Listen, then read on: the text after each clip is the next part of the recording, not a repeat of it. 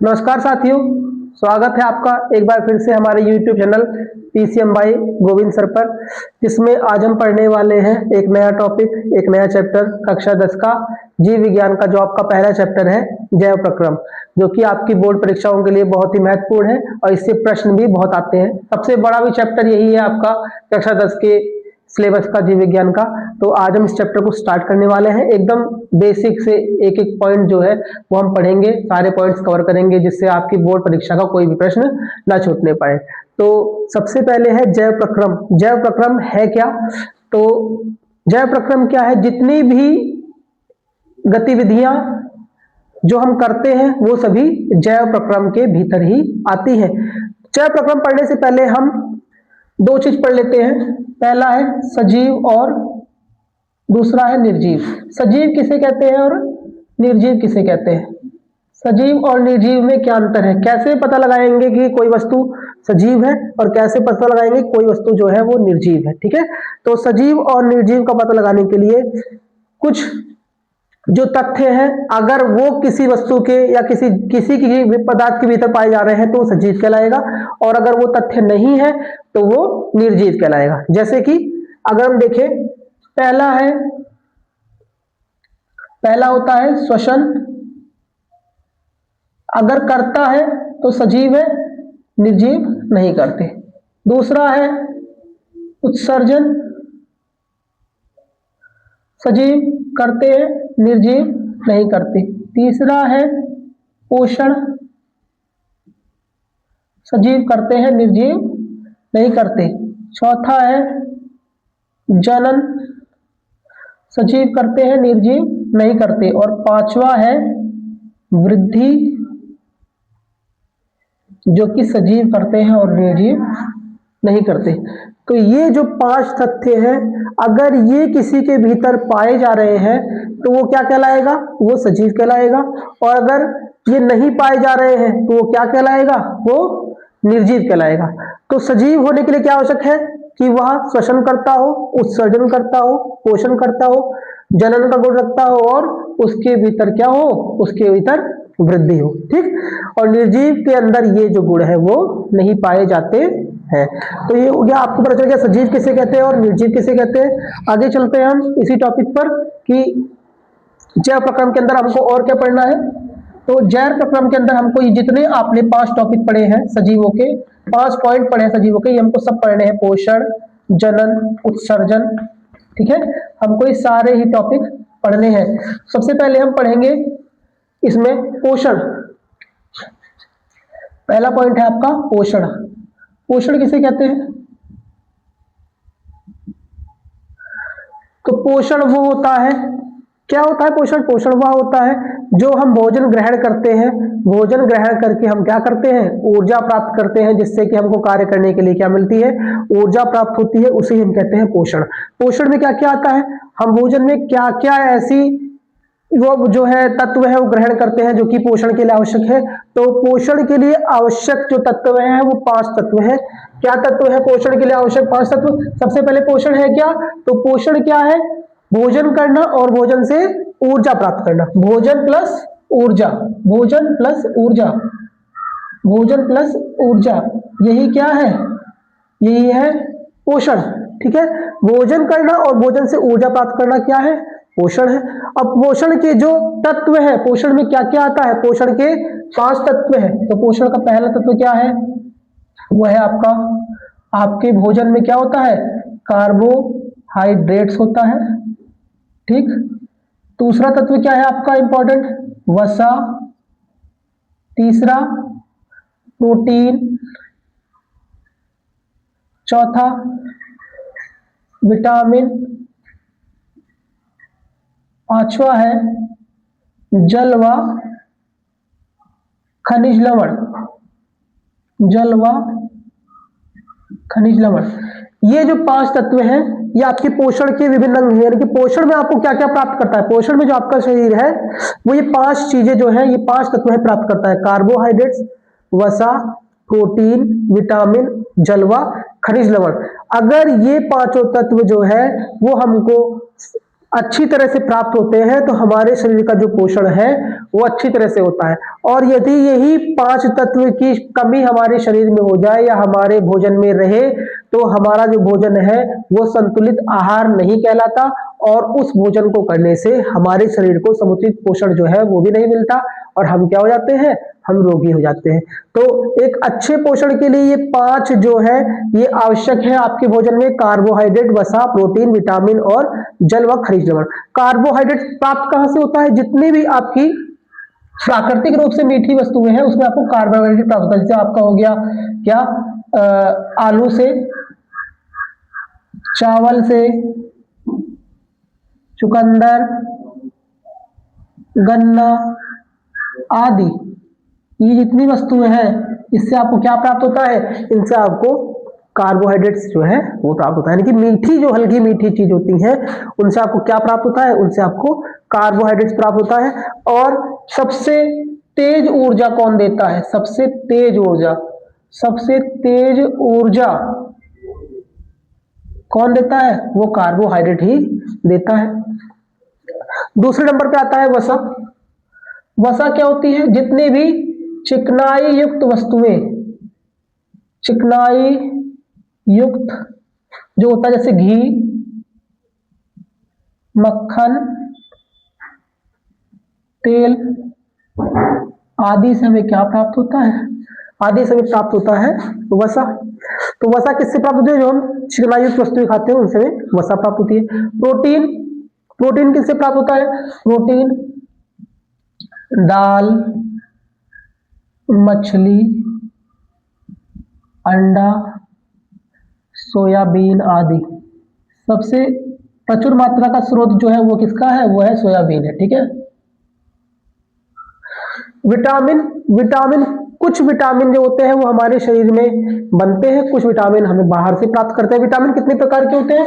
Vitamin 6 प्रकार के, ए, B, सी, D, ई और के। इनका अलग अलग नाम होता है, इनके अलग, इनकी कमी से अलग अलग रोग भी होते हैं, वो हम बाद में पढ़ेंगे। विटामिन इसी चैप्टर में आगे है, विटामिन आपका टॉपिक, उसको हम कवर करेंगे। जल और खनिज लवण, जल तो हम नॉर्मली प्राप्त कर लेते हैं। खनिज लवण जैसे लोहा, मैग्नीशियम,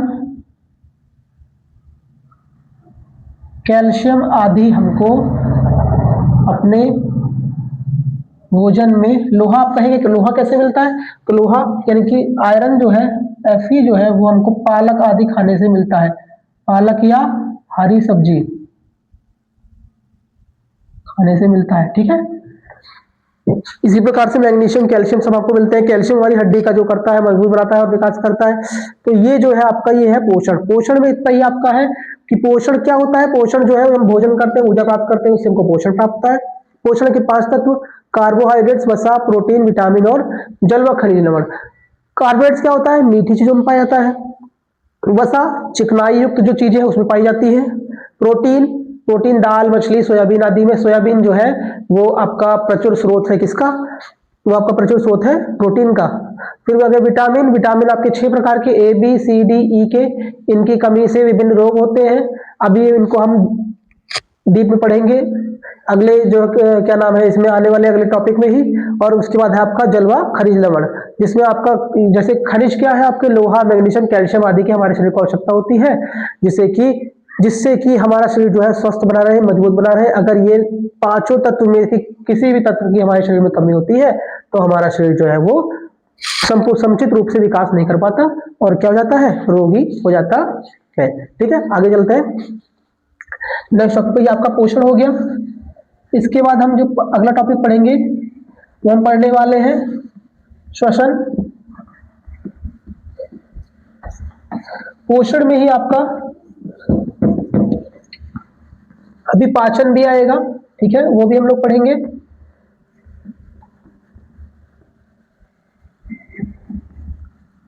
पाचन, श्वसन, उत्सर्जन, ठीक है, वृद्धि, ये सब हम पढ़ने वाले हैं। जनन भी हम पढ़ेंगे। ठीक, तो इसके बाद हम शुरू करते हैं अपना नया टॉपिक जो है वो है हमारा श्वसन। सेकंड पॉइंट है आपका श्वसन। श्वसन क्या होता है? हम लोग प्राय ये जानते हैं कि ऑक्सीजन को ग्रहण करना और कार्बन डाइऑक्साइड को निकालना ही श्वसन कहलाता है। नहीं, ऐसा नहीं है बच्चों।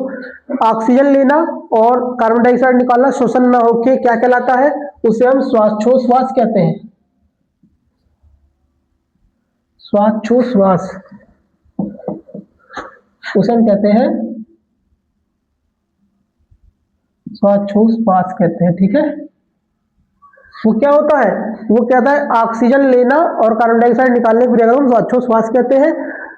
ऑक्सीजन लेना और फेफड़ों द्वारा उसे रक्त तक पहुंचाना, ये प्रक्रिया क्या कहलाती है, ये श्वसन कहलाती है। ठीक है, ऑक्सीजन ग्रहण करना, उसको क्या करना, उसको रक्त में मिलाना और उसके द्वारा ऊर्जा उत्पन्न करना क्या कहलाता है, श्वसन कहलाता है। ठीक है, अब इस श्वसन को डीप में पढ़ेंगे। चलिए देखते हैं श्वसन के बारे में। तो हमारा महत्वपूर्ण जो श्वसन अंग है वो क्या है, हमारा महत्वपूर्ण जो श्वसन अंग है वो है हमारे फेफड़े। तो आइए देखते हैं।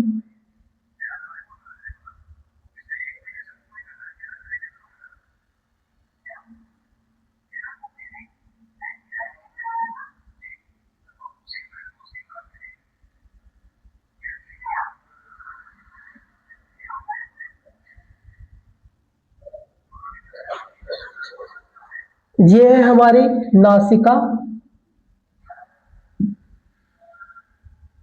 ये हमारा मुख। हम नाक से भी सांस ले सकते हैं और मुंह से भी सांस ले सकते हैं, दोनों आंखें यहां मिल जाती हैं। ठीक है, ये है श्वास नली, ये श्वास नली यहाँ आके दो भागों में बढ़ जाती है, जिसे हम कहते हैं श्वसनिका।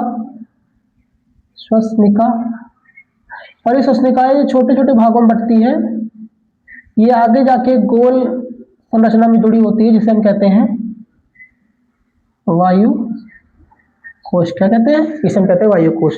ठीक है, तो नासिका या मुख द्वारा हम क्या करते हैं, हम ऑक्सीजन ग्रहण करते हैं। वो ऑक्सीजन श्वास नली के रास्ते कहाँ पहुंचती है, हमारे इस भाग तक पहुंचती है। फिर यहाँ श्वसनिकाएं जो है वो कई भागों में बढ़ जाती हैं और कहाँ तक पहुंचाती है, वायु को वायु कोश तक पहुंचा देती है।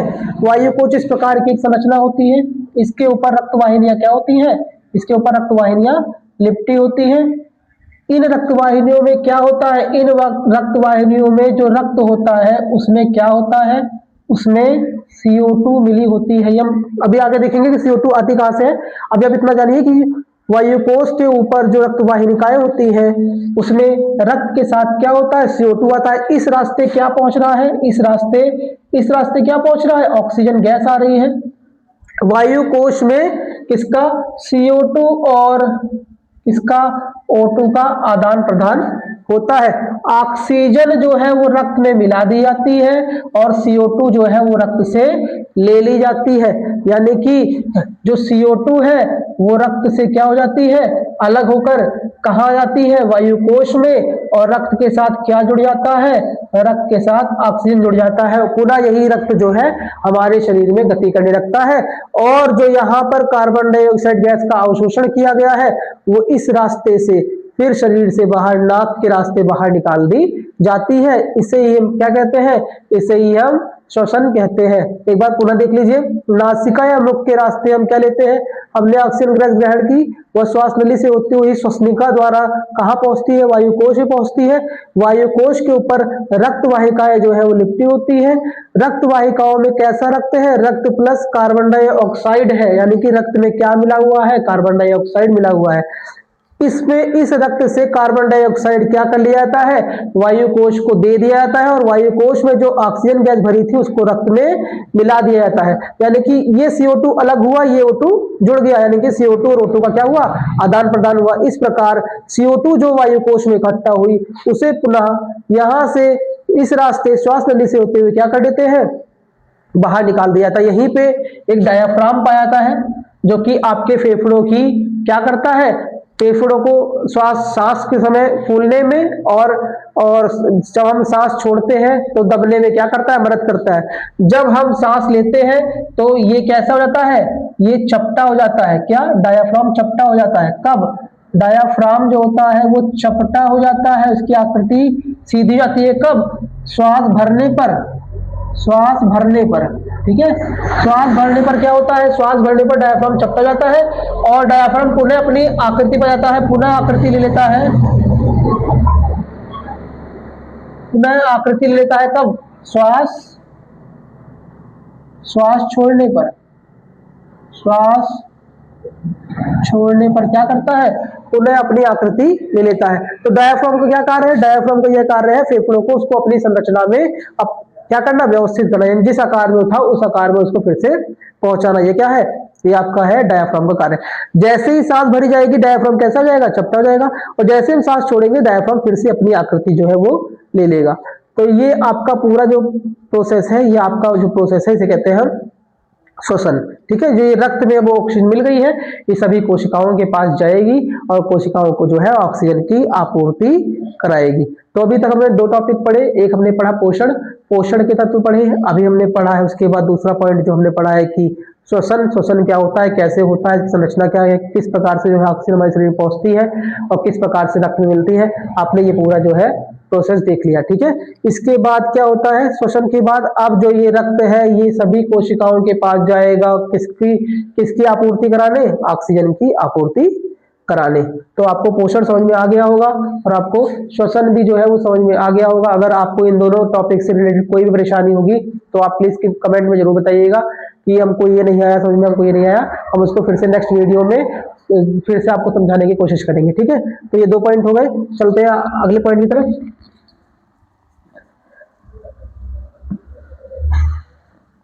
आज हम उत्सर्जन देखेंगे, उसके बाद उत्सर्जन का बेसिक कॉन्सेप्ट देखेंगे, उसके बाद जो आगे की प्रक्रिया है वो अगली वीडियो में कंप्लीट करेंगे, ठीक है। तो चलिए उत्सर्जन देख लेते हैं।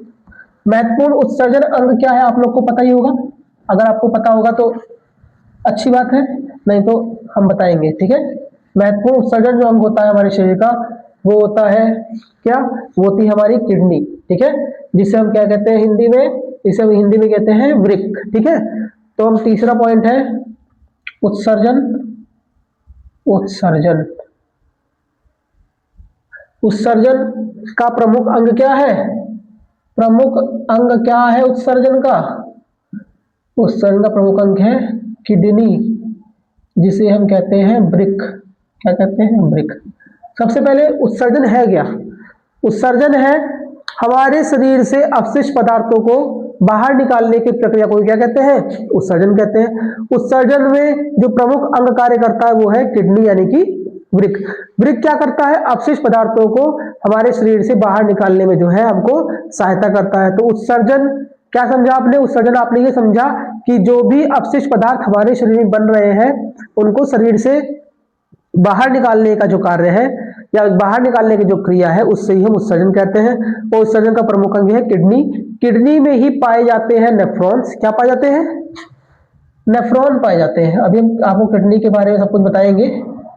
नेफ्रॉन जो है वो क्या करते हैं, वो हमारे रक्त को छानने का कार्य करते हैं। किसका कार्य करते हैं, रक्त को छानने का कार्य करते हैं, और रक्त को छानकर हमारे रक्त को शुद्ध करते हैं और अपशिष्ट पदार्थों को शरीर से बाहर निकालने की प्रक्रिया में लाते हैं, ठीक है। तो किडनी क्या होती है, किडनी आपने देखा होगा चित्र, किडनी सेम के बीज के आकार की एक संरचना होती है, ठीक है। सेम के बीज के आकार की क्या होती है, एक संरचना होती है। ये हम आपको एक किडनी बना के दिखा रहे हैं, ठीक है। ये किडनी है, ये सेम के बीज के आकार की एक संरचना होती है। इसके बाहरी भाग को क्या कहते हैं, इसके बाहरी भाग को कहते हैं, क्या कहते हैं, वलकुट।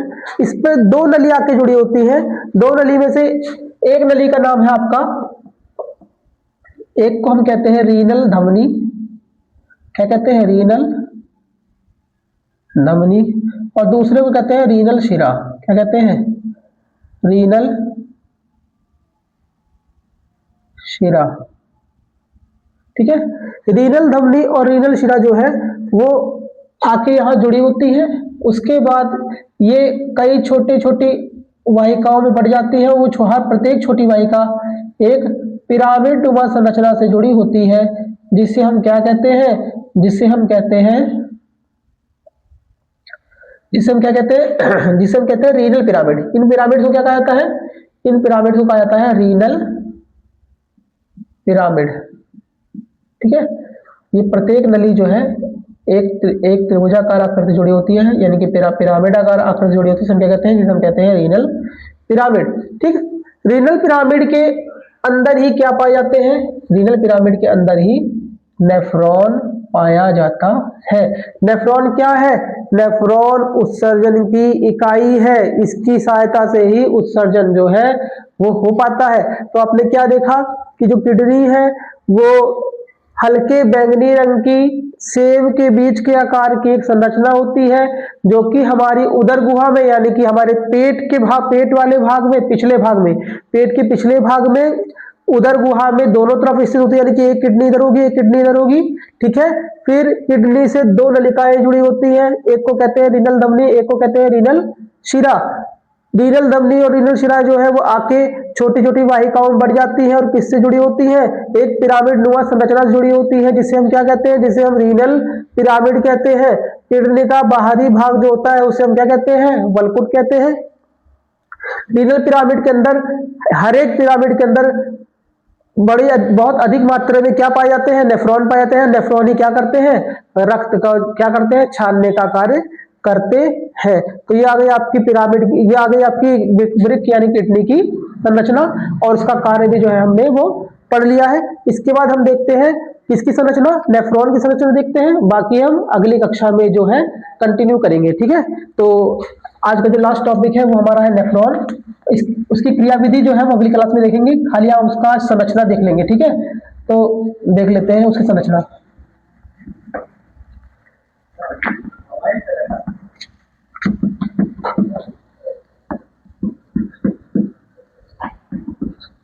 तो अगला हम देख लेते हैं नेफ्रॉन की संरचना। नेफ्रॉन, नेफ्रॉन क्या है, नेफ्रॉन एक बहुत ही अच्छा टॉपिक है जो आपकी बोर्ड परीक्षाओं में कई बार पूछा भी गया है। लगभग हर एक साल छोड़कर जो नेफ्रॉन की संरचना, नेफ्रॉन की क्रियाविधि जो है वो आती है। आज हम नेफ्रॉन की संरचना देखेंगे, क्रियाविधि उसकी अगली क्लास में जो है वो कवर करेंगे, ठीक है। तो नेफ्रॉन क्या होता है, नेफ्रॉन कुछ इस प्रकार की संरचना होती है।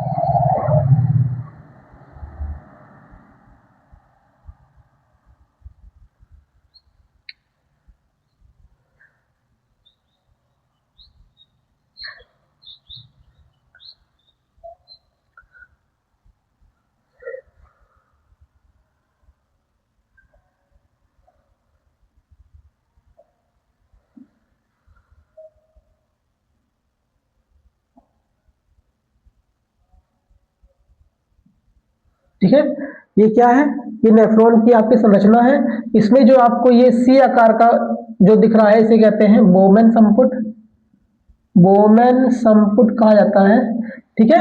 इसके अंदर कोशिका का एक गुच्छ दिख रहा होगा जिसको हम कहते हैं केशिका गुच्छ, क्या कहते हैं, केशिका गुच्छ कहते हैं। ये जो कुंडलित नलिका दिख रही है, इस कुंडलित नलिका को कहते हैं हम समीपस्थ कुंडलित नलिका, और इस दूर वाले को कहते हैं दूरस्थ कुंडलित नलिका, ठीक। ये जो यू आकार की आकृति है इसे हम कहते हैं हेल्ले लूप, क्या कहते हैं, हेल्ले लूप। और इसको हम कहते हैं संग्राहक नलिका, क्या कहते हैं, संग्राहक नलिका, ठीक। तो ये हो गया आपका नेफ्रॉन की संरचना। नेफ्रॉन की संरचना में आपको 3 से 4 जो है भाग दिखाई देंगे इंपॉर्टेंट। पहला जो इंपॉर्टेंट भाग है वो है वोमेन संपुट, दूसरा है आपका केशिका गुच्छ, तीसरा है समीपस्थ कुंडलित नलिका, चौथा है दूरस्थ कुंडलित नलिका, पांचवा है हेल्ले लूप, और छठवा है आपका संग्राहक नलिका। ये जितने भाग हैं ये आपके इसके नेफ्रॉन के इंपॉर्टेंट भाग हैं, जो कि आपको जब भी ये परीक्षा में पूछा जाएगा तो आपको दर्शाना पड़ेगा, ठीक है। ये सारे पार्ट जो है आपको दर्शाने पड़ेंगे। इसकी क्रियाविधि जो है हम अगली वीडियो में देखेंगे कि कैसे कार्य करता है। आज हम इसकी जो संरचना है वो केवल देख ले रहे हैं कि इसमें क्या क्या पाया जा रहा है, बोमेन संपुट, केशिका गुच्छ, समीपस्थ कुंडलित नलिका, दूरस्थ कुंडलित नलिका, संग्राहक नलिका और हेल्ले लूप है।